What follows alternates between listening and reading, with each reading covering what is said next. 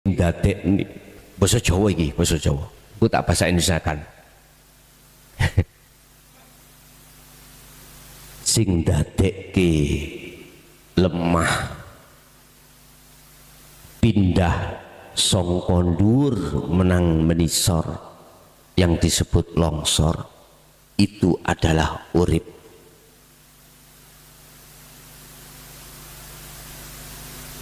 Wujude urip iku ya iku disebut banyu.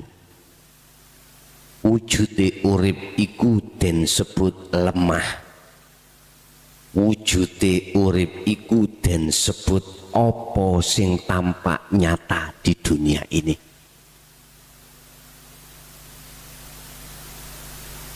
Niki bahasa ekstrim, Pak. Tapi duduk kok yo wujude banyu lemah apa wae sing ana ngalam dunya iki wujude urip. Duduk wis tak bahasa Indonesia kan.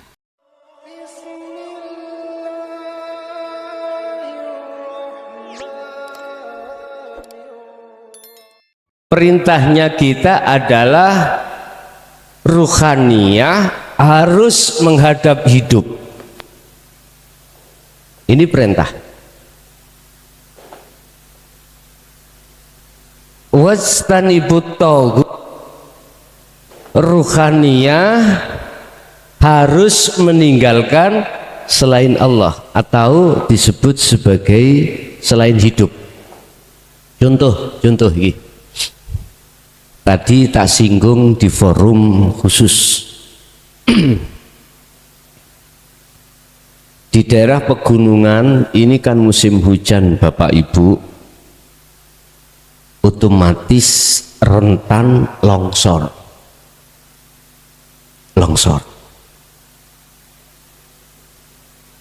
Ketika saat terjadi longsor,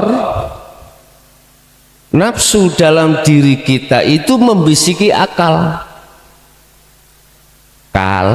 Ngomongo kebenaran dari saya terhadap roh, bahwasanya longsor terjadi itu karena air. Akal nerima, Pak. Sebab andai kata tidak ada hujan yang lebat air, enggak mungkin tanahnya longsor. Dibisikilah roh itu untuk beriman, sesungguhnya sebab akibat kejadian ini disuruh untuk beriman, meyakini yang membuat longsor adalah air hujan. Ketika ruhaniyah jenengan kali kula, basirohnya, mata hatinya itu tidak terbuka, maka ruhaniyah gak bisa tembus, gak bisa iman terhadap Allah yang segala-galanya, gak bisa. Akhirnya ruhaniyah kita beriman, oh iya bener. Akhirnya ruhaniyah kita inilah, Pak, disebut ruhaniyah yang menghadap tidak pada hidup tapi terhadap tauhid yang berupa air.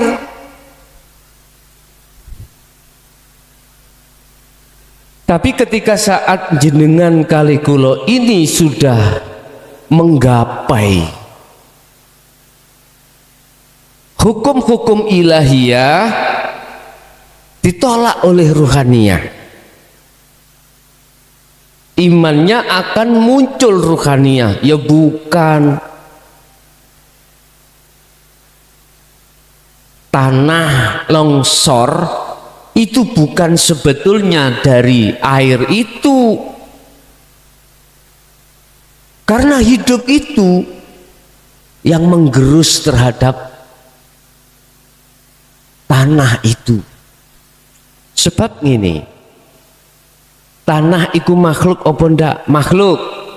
Air iku makhluk apa enggak? Makhluk. Coba sifatnya makhluk ya apa? Iki saya meletakkan makhluk loro. Ini laksana tanah, ini laksana air. Andai kata tidak ada yang mengangkat, yang memindah di antara dua hal ini, apa mungkin ini bisa pindah sendiri? Sifatnya kita makhluk seperti ini. Apa mungkin si air itu bisa memindah air, memindah tanah? Lawang si air itu pindahnya itu nggak bisa pindah sendiri. Atau bahasa AB, ya, A iku makhluk, B makhluk. Apa mungkin si A ini bisa memindah B terhadap tempat yang lain?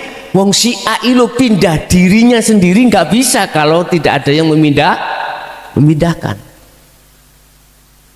Heta, kalau di situ tidak ada hidup yang bahasa syariat kita sebut Allah, apakah air itu bisa pindah sendiri, bahkan mindahkan tanah itu yang asalnya dari atas ke bawah?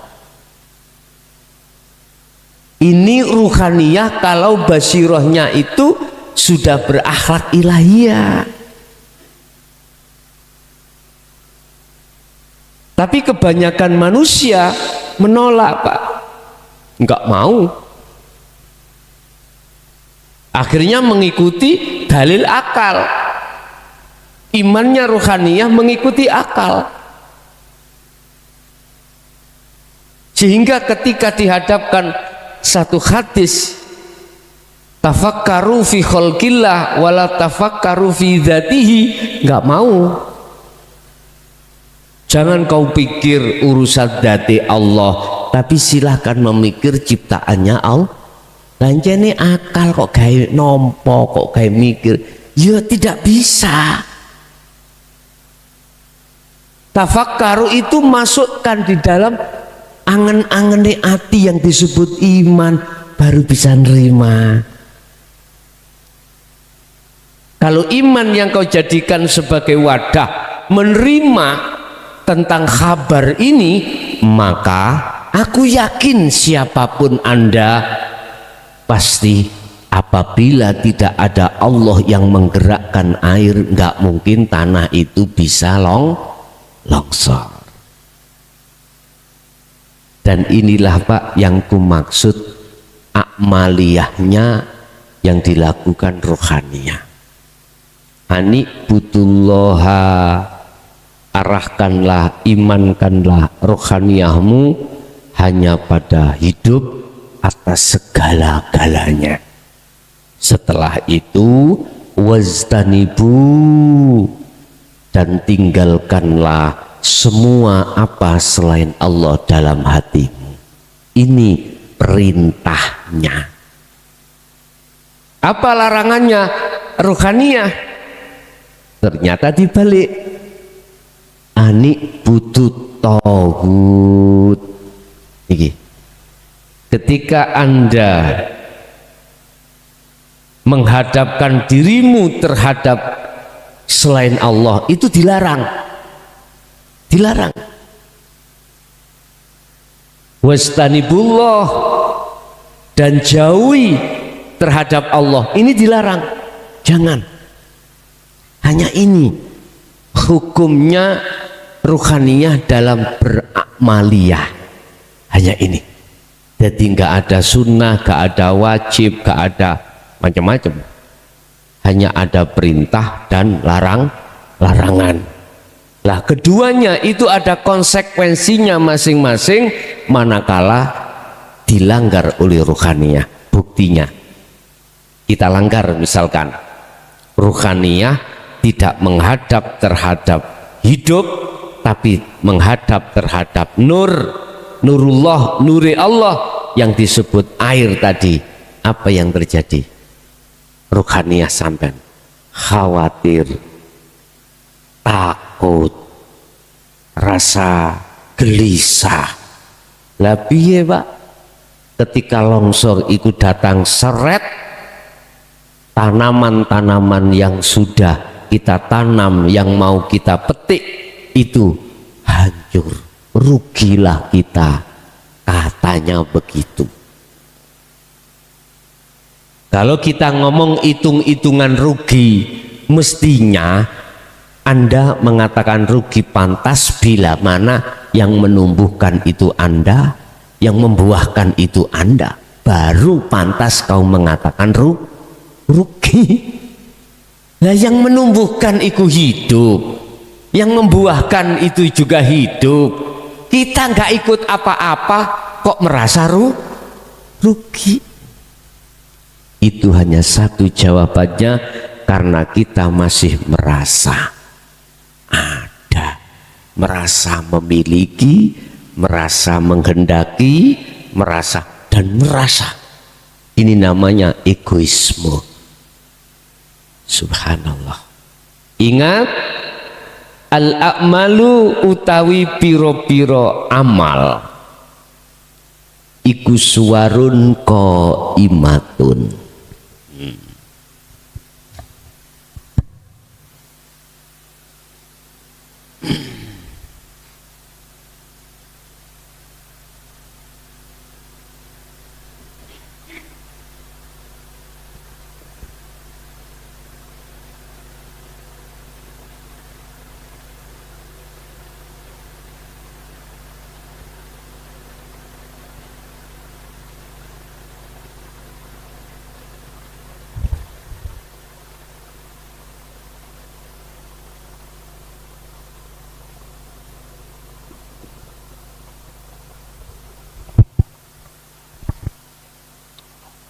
Al-a'malu utawi piro-piro akmal. Akmali penggawean Pak, bis penggawean apapun. Jadi di situ tidak harus ditentukan sholat tok, ndak, zakat, poso, ndak. Semua akmaliyah yang dilakukan oleh jisim iki Pak, ya, jisim iki ya, jisim. Apabila tidak disertai akmaliyah ruhaniyah, tidak akan menjadikan bekal akhirat. Sebab apa? Semua akmaliyah itu suwarun qaimatun.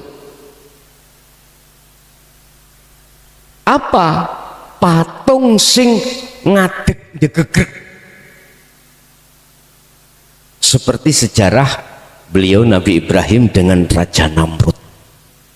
Banyak patung-patung, ada yang kecil, agak besar, setengah besar, bahkan ada yang terbesar. Para kaum pada saat itu atas perintahnya Raja Namrud disuruh menyembah. Ini patung Tuhan kita, namanya ini yang membagi rezeki. Siapa yang ingin rezekinya banyak, sesajen suguh nyembah patung si A misalnya. Ini patung Tuhan yang menolak bahaya, musibah, kau harus menyembah patung ini. Wis begitu banyak. Bapak Ibu, amaliyah semuanya itu seperti itu, baik sholat, zakat, puasa, haji, ataupun apapun tanpa terkecuali. Nggak bisa mendatangkan manfaat atau mudarat, nggak bisa. Manfaati nggak bisa, dalam arti akan menjadikan bekal akhirat, nggak bisa, kecuali wa arwahuha utawi piro-piro roe akmal iku mau cara patung ana roe apa yaiku wujudu siril ikhlas wujude rahasiane ikhlas fiha ing dalam akmal. Apa itu? Inilah Pak laku rohaninya. Inilah lakunya rohania. Harus ada wujudnya rahasianya ikhlas. Apa wujud rahasianya ikhlas? Ikhlas itu tidak merasa melakukan, tidak merasa memiliki, tidak merasa menghendaki atas diri hambanya, nggak ada. Itu ikhlas. Berarti lakuni ruhaniyah ketika saat makrifat pada Allah. Ruhaniyah sudah fana, keakuan diri kita sudah tiada, berarti iki lakune Allah. Jadi di dalam hati kita akan muncul selalu penetapan atas diri hidup itu yang punya segala-galanya. Jadi si makhluknya itu sudah lepas Pak, sudah tidak merasa dirinya yang melakukan, bahkan dilakukan, enggak. Ini wujudu siril ikhlas fiha maksudnya. Seperti halnya orang tukang parkir itu Pak, ketika saat diambil mobil mewahnya oleh yang memiliki, aku yakin tukang parkir pelong, nggak gitu nih, nggak ada rasa memiliki, nggak, justru dia menjaga, tugasnya amanah, menjaga. Begitulah ikhlas. Bapak Ibu, berarti amalia fisik apapun tanpa kau sertai ruhaniyah makrifat pada Allah, percum dan tak bergun. Singkatan itu Pak, percuma dan tak berguna miturut pandangan Allah. Gak miturut pandangan manusia loh Pak ya, miturut pandangan Allah. Sama tadi itu, kita dibenturkan oleh akal lewat nafsu, dipaksa untuk mengimani bahwasanya yang memindahkan tanah itu adalah air. Sebetulnya itu mudah Pak, nek jenengan iki membedakan antara Allah dengan makhluk. Saya laksana Allah misalkan punya bayang-bayang nih, bayangan,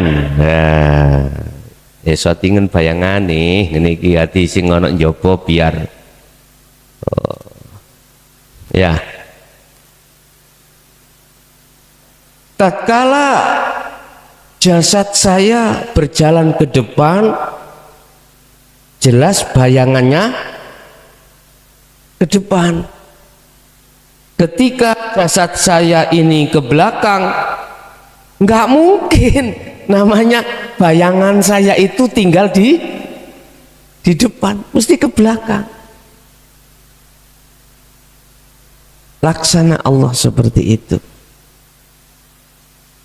sehingga geraknya seluruh makhluk di dunia ini geraknya Allah. Pertanyaan sekarang, iblis ya napa iblis ya? Apa nggih gerake Allah? Lah ngoten nggih? Iblis nggodha manungsa. Apa itu ya gerai Allah? Anda kalau sudah mengenal Sirul Asrar dan Fana'ud Dzikri pasti mengatakan ya. Karena yang kau terima itu dengan iman bukan dari akal. Itu pasti, Pak. Kalau Anda sementara ini mendengarkan dari akal, mohon dulu jangan diterima kaidah ini. Tambah ndasmu ngeluh, nggak bisa, nggak bisa. Terus adanya bayang-bayang ini kan sebab ada cahaya, Pak. Kalau nggak ada cahaya kan nggak mungkin terjadi bayangan. Terus siapa bayang-bayang ini? Ini kalau kita kembangkan, akhirnya jawabannya begini, Pak. Sebetulnya inilah nurullah, cahaya Allah. Dengan cahaya Allah itu sebetulnya Allah menyapa terhadap kita untuk kita melihat siapa yang menyapa. Itu loh maksudnya. Sebetulnya air tadi bukan sebagai penghalang ruhaniyah ini untuk tidak melihat Allah. Enggak, Pak. Bukan. Bukan. Sebab nurullah, cahayanya Allah yang disebut air tadi itu sebagai penyapa terhadap hamba yang dikehendaki, yang bisa untuk melihat bahwasanya Allah itu di situ loh. Sehingga ada dua kelompok di sini nanti.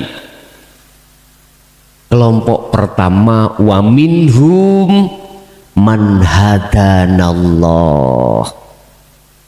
Kelompok yang dikatakan mendapatkan petunjuk dari Allah, yaitu kelompok yang ruhaniyahnya bisa tembus menyang urip hidup di situ.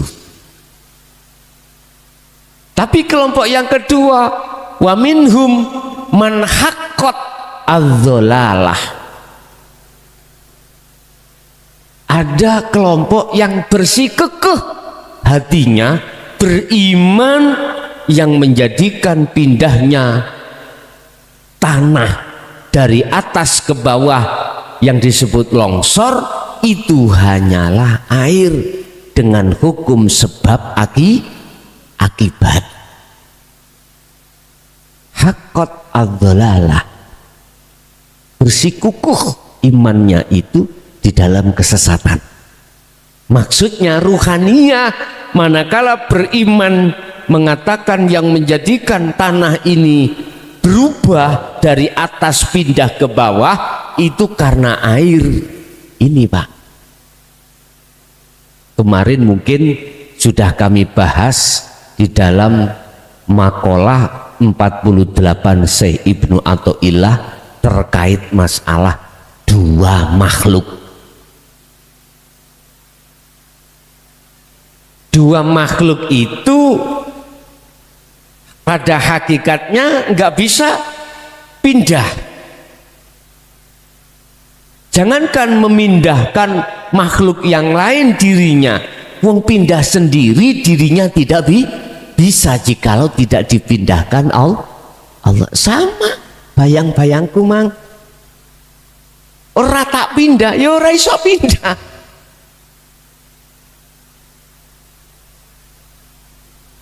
Jadi kalau menang ya melok menang.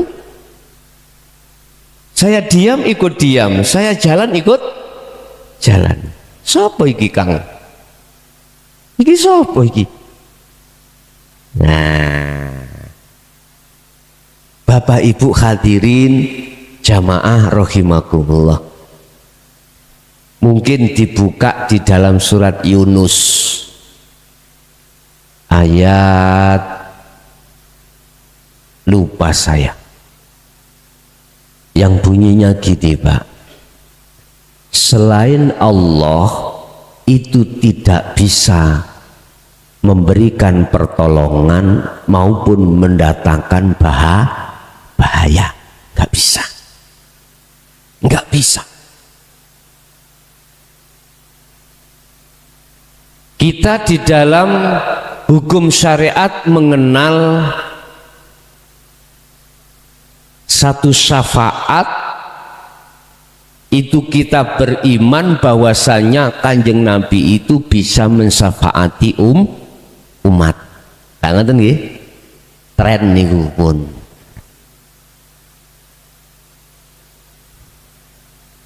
Bila mana ruhaniyahmu itu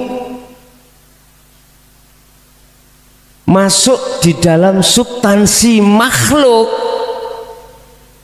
loh ya, menuduh terhadap makhluk yang bisa memberikan manfaat tanpa ada relasi hukum yang disebut diizini Allah, maka hukumnya syirik.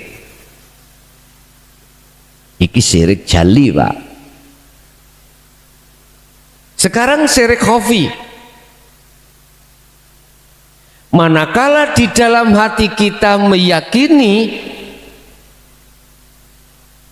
bahwasanya Muhammad itu adalah panjang tangan atau ngapunten,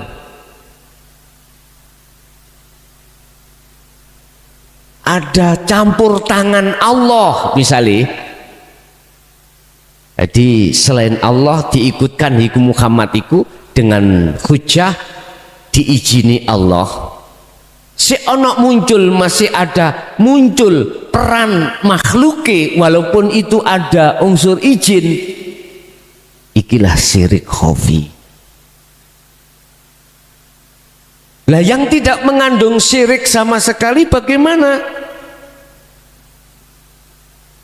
Anda dalam ruhaniyah, imannya Anda itu murni, tidak ada selain daripada Allah.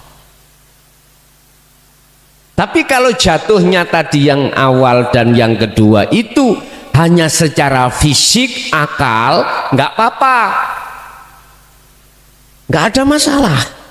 Tapi kalau yang kulo maksud ruhaniyah sampai jatuhnya itu loh, imannya terhadap selain hidup, ini yang bermasalah. Bapak Ibu, jadi amaliyah itu ada dua pandangan. Ada amaliyah yang dilakukan oleh jasmani, ada amaliyah yang dilakukan oleh rohani. Amaliyah yang dilakukan oleh jasmani ini Bapak Ibu, orientasinya semua itu urusan-urusan yang bersifatkan duniawiyah, sekulit gitu loh maksud saya, duniawiyah. Ini tidak akan menjadikan satu amaliyah bekal akhirat manakala amaliyah ini tidak Anda kasih ruh di dalamnya. Berarti ruhaniyah kita ini tidak melakukan sesuai dengan hukum hakikat menuju makrifat. Inilah yang kukatakan batang urip. Tahu batang urip? Batang itu nisbat kematian, urip koyo urip melaku-melaku ngene iki. Lho gitu loh. Batang urip. Inilah yang Allah katakan di dalam surah Al-Baqarah, yang Allah menyebutkan khatamallahu ala qulubihi.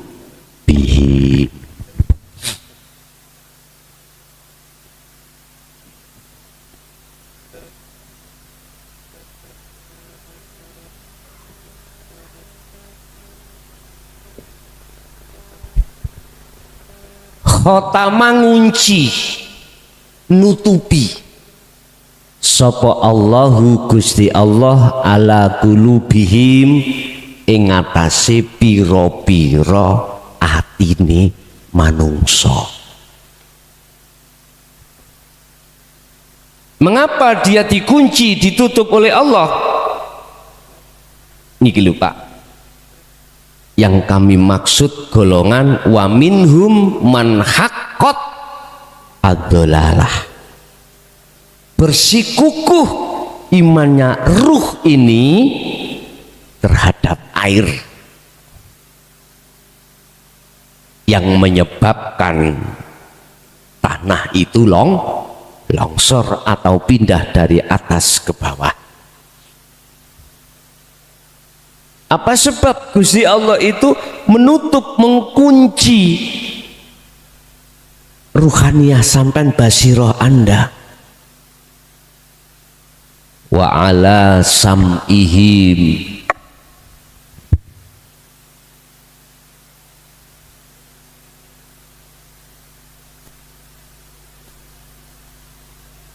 wa ala sam'ihim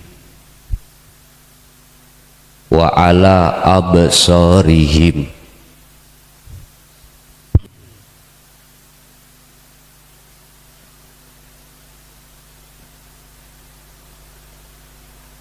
Ghisyawatu walahum adabun azim. Adabun ya baik. Ngain apa hamzah? Ini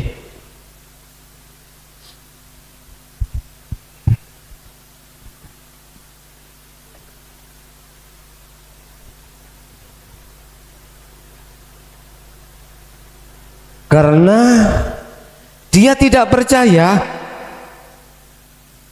dengan apa yang disampaikan hukum hakikat. Di tengah-tengah mereka ini nggak percaya. Sama juga dia diperingatkan atau tidak, tetap la yu'minun, tidak percaya. Contoh, saya sudah kasih tahu cara basa Jawa sing dadek basa Jawa iki, basa Jawa aku tak bahasa Indonesia kan. Sing dadekke lemah pindah sangka dhuwur menang menisor yang disebut longsor, itu adalah urip.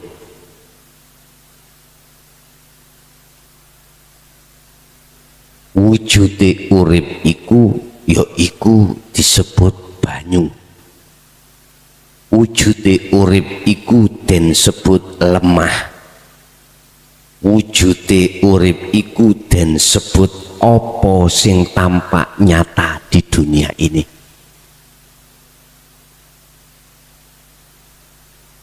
Niki bahasa ekstrim Pak, tapi duduk kok yo wujude banyu lemah apa wae sing ana ngalam dunya iki wujude urip. Duduk wis tak bahasa Indonesia kan.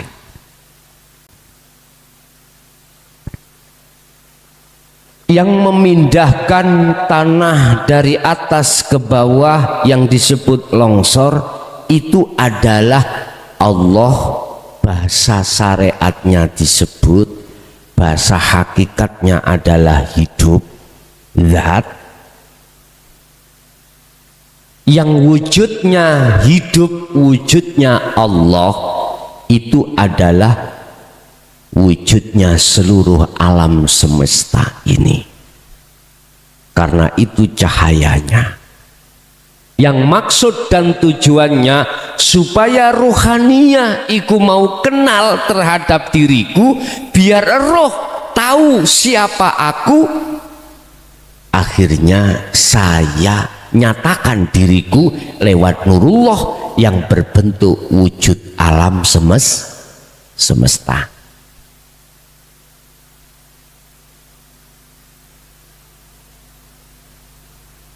Bapak Ibu, ketika saat ruhaniyah manusia itu dihadapkan dua dilema. Tadi katanya wujudnya Allah hidup itu wujud dunia seisinya. Tapi kok di situ mengatakan wujud sak temene urip iku kok bukan dunia ini, alam semesta. Bingung aku. Bapak, Ibu, sekarang tak tarik secara akal aja dulu. Kita tahu ini alam padang. Di ruangan ini terang. Mungkin di dalam akal kita bisa menerima manakala dikatakan padangnya karena cahaya di lampu ini. Akal. Oke. Terus cahaya lampu ini secara akal juga bisa menerima sebagai perwujudan listrik setrum itu. Sebab tanpa setrum itu nggak mungkin akan muncul namanya cahaya. Akal masuk. Terus dari sudut mana yang mengatakan bahwasanya wujud yang namanya nurullah itu adalah wujud pembuktian Allah alam semesta ini? Dari sudut mana kita memandang? Terus dari sudut mana kita memandang bahwasanya nurullah alam semesta ini bukan wujudnya wujudku Allah? Oke, halus kalem. Apakah wujudnya setrum itu apakah cahaya ini? Dari mana kita memandang bahwasanya wujudnya setrum adalah cahaya? Dari mana? Dari iman. Dari iman, Pak. Iman yang mana? Iman yang dibisiki oleh nafsu lewat akal, sebab manakala tidak ada setrum nggak mungkin ada cahaya. Manakala tidak ada Allah, tidak mungkin adanya dunia isinya, sehingga lewat dalil syariat akal inilah Bapak Ibu menjadikan dunia dan seisinya sebagai bukti dalil adanya Allah. Berarti dunia seisinya masih ada toh? Ada, masih ya. Niki mang miturut syariat, miturut akal. Kan mengatakan gini, wujudnya dunia dan seisinya itu sebagai tanda bukti adanya Allah, sebab Allah yang menciptakan dunia dan seisinya. Akal oke. Berarti wujudnya ada dua, Pak. Gitu. Dunia seisinya masih wujud. Nafsiyah kita, sifat basariyah kita masih kuat, ego kita masih kuat. Makanya saya ngaku aku sing ngaji, aku yang sholat, aku yang zakat, aku yang berpuasa, begitu terusnya. Kita masih ada, kita masih merasa ada. Iki lho njejeri Allah. Udah, sekarang kita tingkatkan satu tingkat. Kalau cahaya itu bukan wujudnya setrum. Kita memandang dari mana, Pak? Mengatakan bahwasanya nurullah itu bukan wujudnya Allah, dunia seisinya bukan wujudnya Allah. Kita memandang dari mana? Kita memandang dari kebenaran iman yang disebut al-ihsan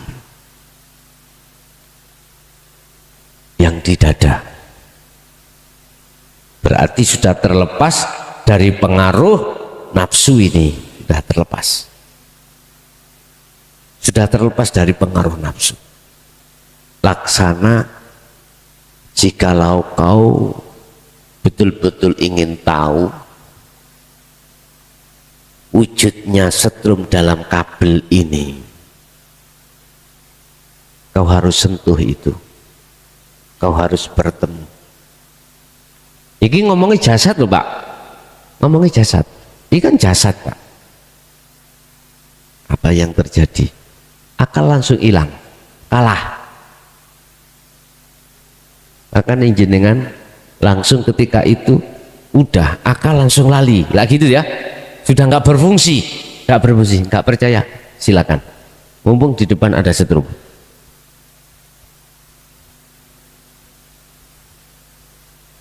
Terus kalau kita kembalikan pada Allah ya Allah, gini Pak, kau harus pertemukan ruhaniyahmu itu kepada Allah di dalam iman yang sudah ihsan.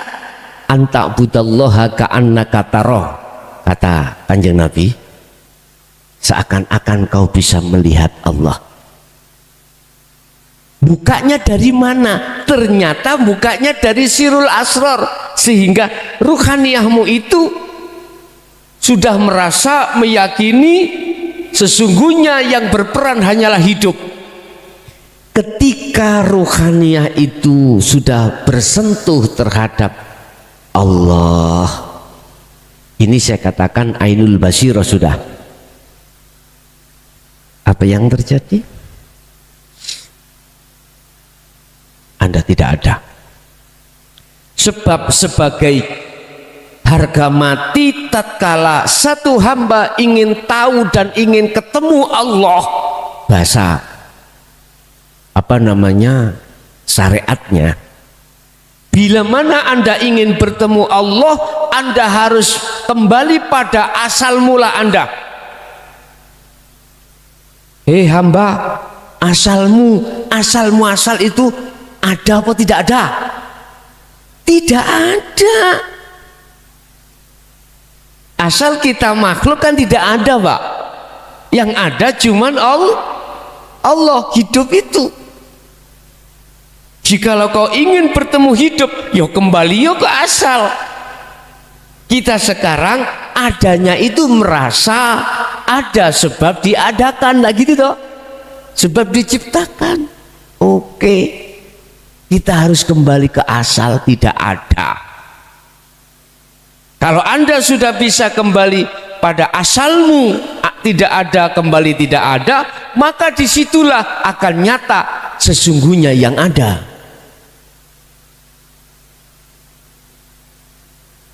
Seperti ini kalau si kurang cetho, Pak, tak jungkir walik aku. Dulu zaman kita ya, ketika berguru terhadap masyayikh, satu nggak boleh tanya, dua kita sendiri mendapatkan keterangan pada zaman di mana belum keterus terangan seperti ini, bisanya kita nang dasiki mumet. Apa maksudnya? Dawuh demi dawuh iku selalu berorientasi dengan isyarah atau makna yang lembut sekali. Contoh tadi, Ger, jikalau kau ingin tahu siratal mustaqim, iku seperti rambut satu dibelah menjadi 7.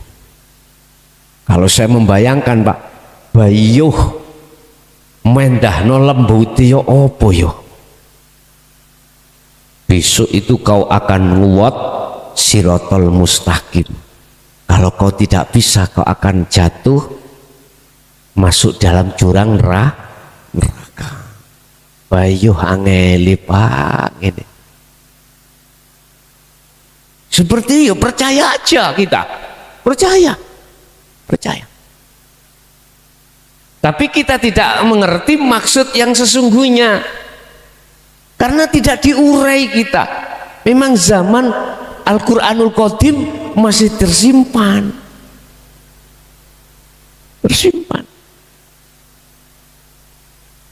Cara Al-Quranul Karim, para guru masanya dulu itu tidak membengkokkan arti yang sebenarnya maksud. Lah ketika saat sekarang itu pengertiannya dari maksud yang sebenarnya itu dicidrai, maka perlu dong Al-Quranul Qadim itu diturunkan. Sebenarnya ini satu contoh ini.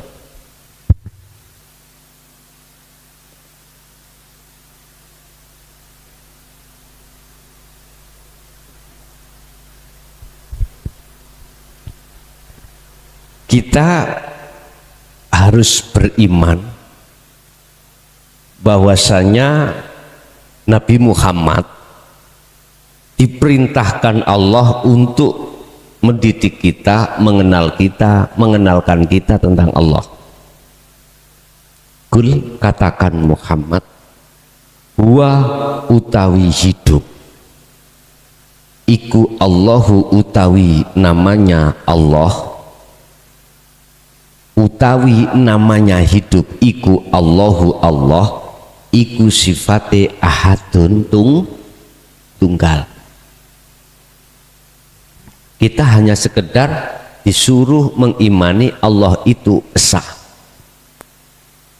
Oke, kita nggak pernah dijabarkan bagaimana keesaan Allah itu. Sampai pada rohaniah kita keesa enggak. Akhirnya oleh karena tidak dijelaskan mahul syahidnya, inti maksud daripada ayat ini, maka dijelaskanlah Al-Quranul Qadimnya. Akhirnya mendapatkan satu jawaban. Kul,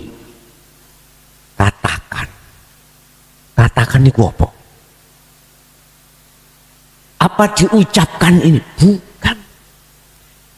Iman di dalam hatimu yang tadinya itu tidur melulu, bangunkan Pak, untuk bertemu terhadap Sang yang hidup, yang disebut sebagai Allah, namanya Bismillah, iku ahad esa. Jikalau imanmu itu bisa kembali kepada Sang yang hidup yang disebut Allah ini, barulah Anda akan mengerti tentang ahad. Kulo ngaji Al-Quranul Qadim itu Pak, mulai tahun 2000 sampai kapan kata Miro?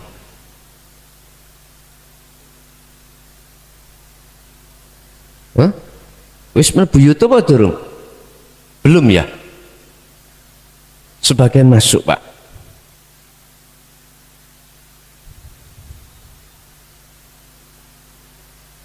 Lewat kitab ya, lewat Quran ya, secara Al-Quran Karim ini. Tapi yang akan kami jelaskan itu dari sisi tauhidnya. Contoh seperti itu tadi. Itu tadi Al-Quran Qadimnya. Seperti itu. Apabila Anda menerimanya dengan iman, kau taruh dengan akal, nggak bisa kau terima Pak. Tapi Anda manakala iman itu kau masukkan di dalam hati rohaniah, pasti akan bisa menerima. Wis, Bapak Ibu hadirin jamaah rahimakumullah, inti pungkasnya tentang amal atau amaliyah, tatkala amaliyah itu waktu di dunia ini tidak ada kolerasi hukum tentang hakikat makrifat, wallahi sebesar apapun amaliyah dohirmu, besok akan ngerti kalau itu bukan termasuk bekal akhiratmu. Udah, percaya kan tidak percaya itu urusan Anda sendiri. Saya mengambil keputusan ini dari sudut pandang hakikat. Buktinya kita amalia secara jasmani, Pak, bagus, terus endingnya itu kita dipuja orang, senang badan, senang. Senangmu itulah yang sudah kau petik buah dari sebuah amaliyah itu di dunia.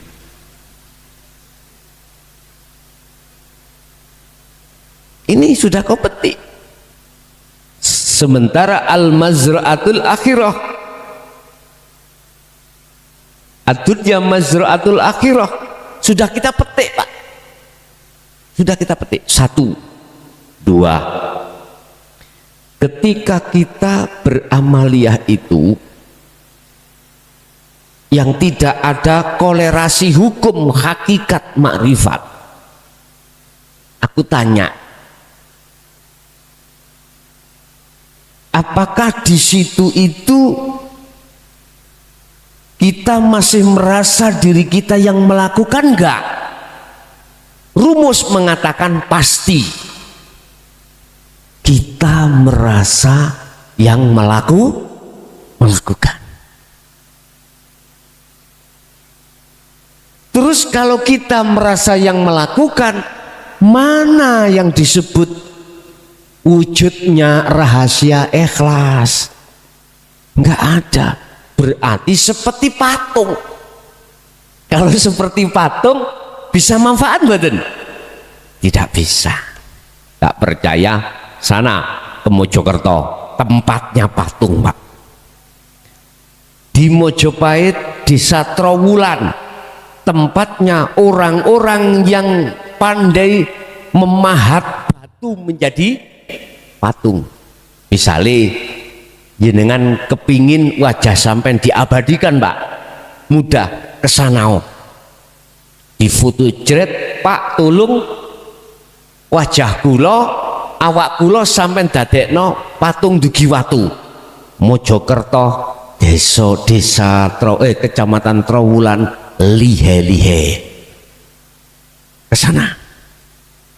Habis itu sampai taruh di depan rumahmu, saya tak kesana.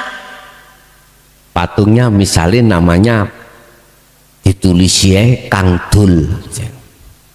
Kang Dul, sumet rokok aku ya. Sakit, Pak?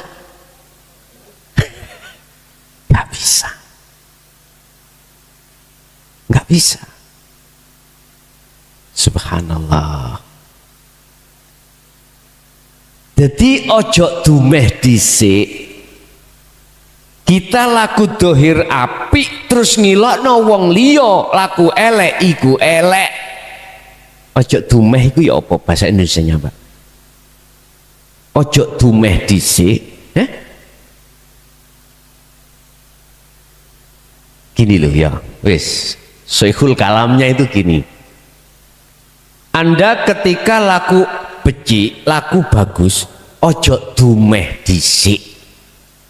Jangan bangga lagi.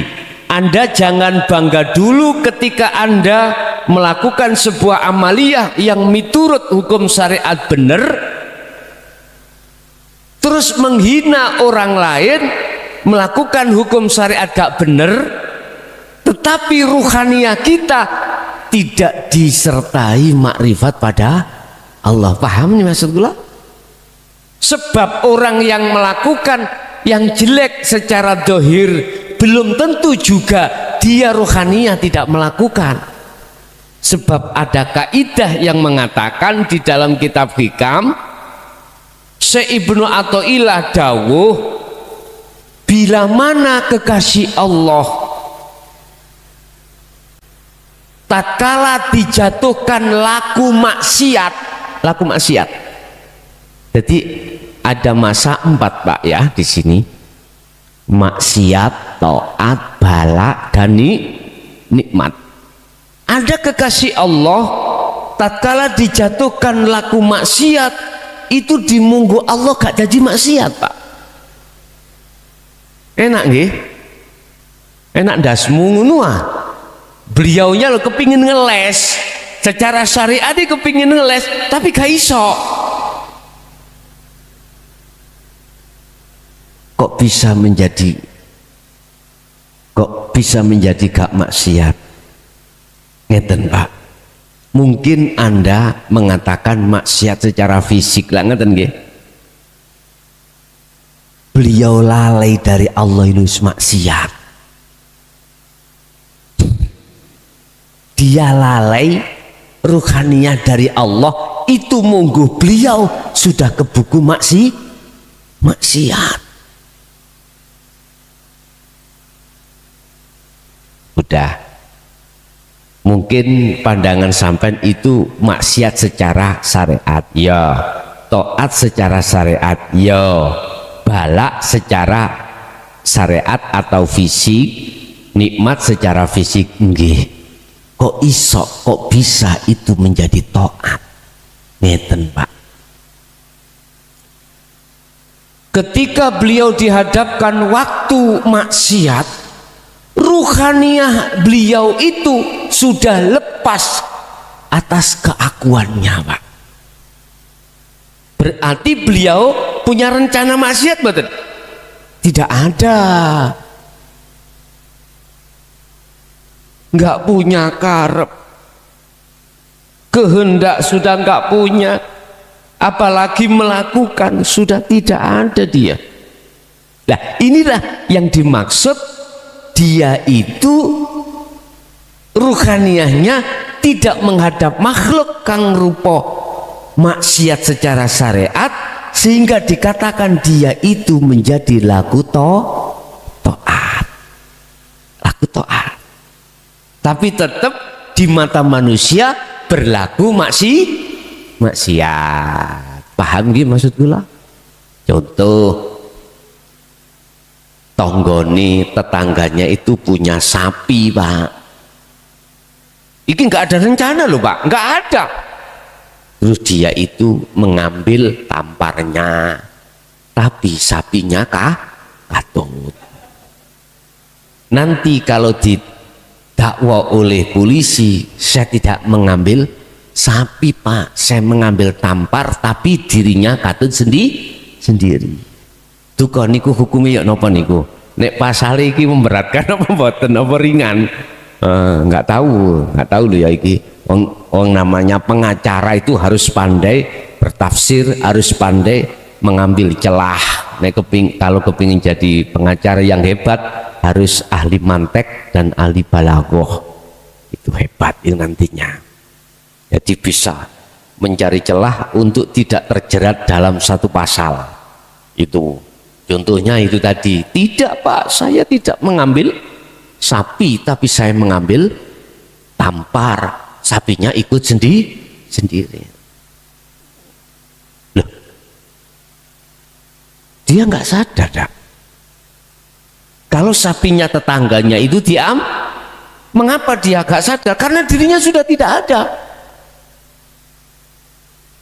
Amal arifun la yarawna li anfusihim syai'an. Sering saya katakan, apa yang muncul dalam dirinya orang-orang yang sudah arif pada Allah ini sudah tidak mempunyai keyakinan dari dirinya, karena dirinya sudah fana. Bal yusyahidun annal fa'il wallahu ta'ala yang ada dalam dirinya adalah keakuan Allah. Ini loh Pak yang dimaksud tatkala dia dihadapkan waktu maksiat tetap menjadi taat. Karena apa? 4 waktu itu makhluk.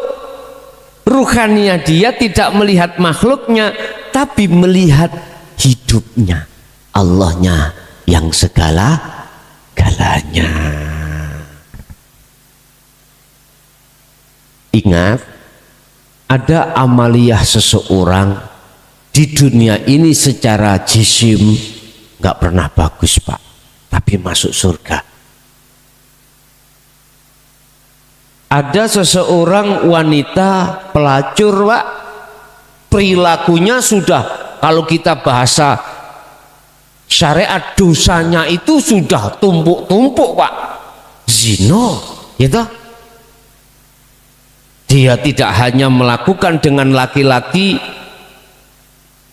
yang belum punya istri, tetapi juga sering melakukan dengan laki-laki yang sudah punya istri. Jadi tidak hanya zina mukson, tapi juga zina ghairu mukson.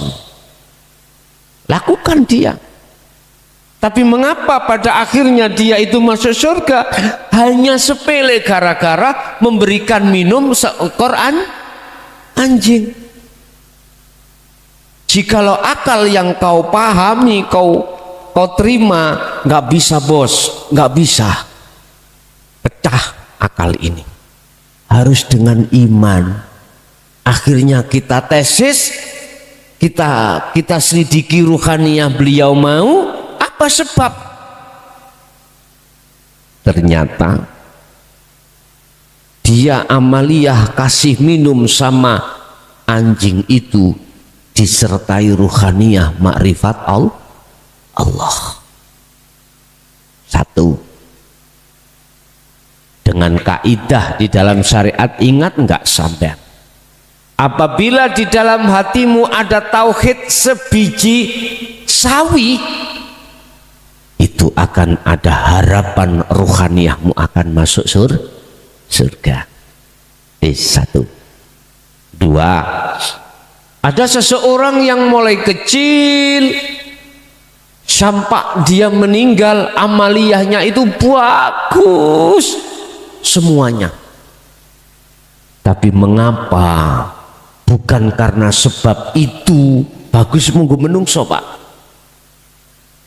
tapi tidak sebab karena itu dia bisa masuk di sisi Allah dalam maghfurahnya itu gara-gara beliau itu mempersilahkan lalat itu meminum mangsi ketika Imam Ghazali mengarang kitab.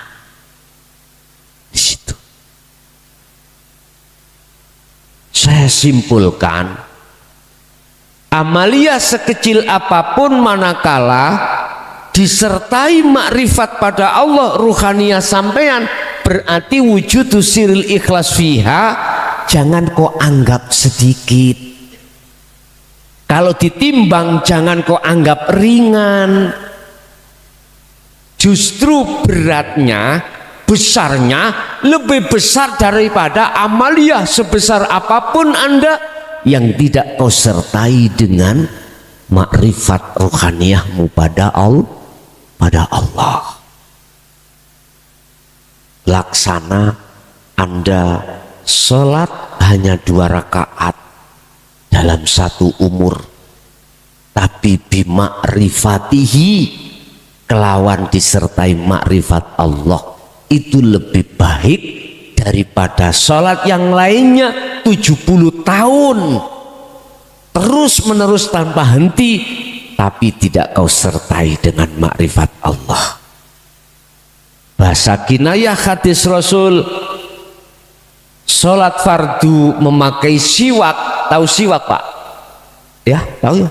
Itu lebih baik daripada sholat fardu bahwa 70 rakaat tanpa memakai siwak. Apa siwak? Ini isyarah Pak. Siwak tak kayu sing kanggo berseni gudal-gudal ya. atau kanggo menghilangkan bau-bau yang tidak enak lah ngono tok toh. Ternyata sifatnya siwak itu dah alat untuk membersihkan kotoran hatimu. Apa? Ilmu, amal, istiqomah, namanya takwa. Dengan takwa itulah ruhaniyah akan bisa makrifat pada Allah. Begitu loh maksudnya. Bapak Ibu hadirin jamaah rahimakumullah, mungkin untuk malam hari ini kata panitia di Malang ini, telepon yang di luar los katanya gitu, nanti saya ikut mawon los katanya. Entah los itu diberikan dibatasi berapa orang atau gimana, saya nggak tahu, saya tinggal nunggu kode mawon. Bapak Ibu, kesimpulan malam hari ini, akmal dibagi dua, ada akmal secara jasmani, ada akmal secara rohani. Akmal secara jasmani memakai hukum syariah, akmal secara jasmani memakai hukum syariah, akmaliyah secara rohani memakai hukum hakikiyah.